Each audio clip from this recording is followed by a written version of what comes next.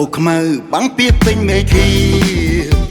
មិនយូរឡើយណាភ្លៀងនឹងធ្លាក់ចូលក្រោយភ្លៀងរួចហើយមេឃនឹងស្រឡាចង់ជារស្មីភ្លឺថ្លាកុំអស់សង្ឃឹម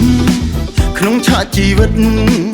ទោះជួបវិបត្តិជាច្រើនយ៉ាងណាបើមានថ្ងៃស្អែកត្រូវណាបន្ត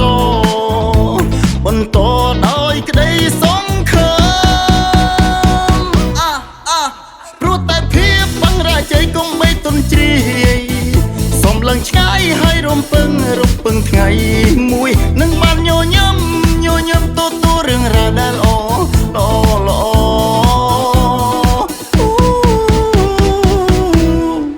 ផ្ដល់កម្លាំងចិត្តសម្រាប់គ្រប់គ្នាកុំថយកុំរាសម្រាប់សាថ្មមានកម្លាំងហើយសំកិតបន្តក្តោបជោគវាសនាខ្លួនឯង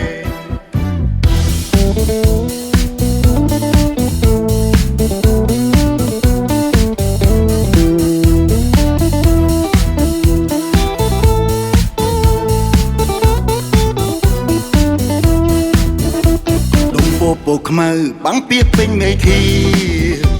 មិនយូរឡើយណាភ្លៀងនឹងធ្លាក់ចូលក្រោយភ្លៀងរួចហើយមេឃនឹងស្រឡា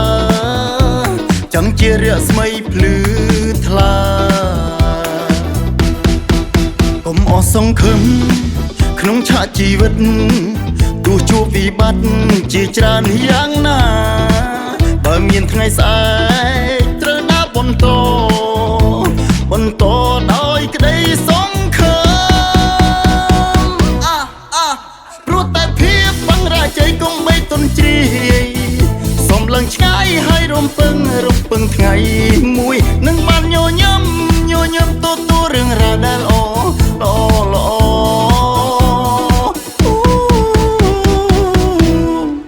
ផ្ដល់កម្លាំងចិត្តសម្រាប់គ្រប់គ្នាកុំថយកុំរា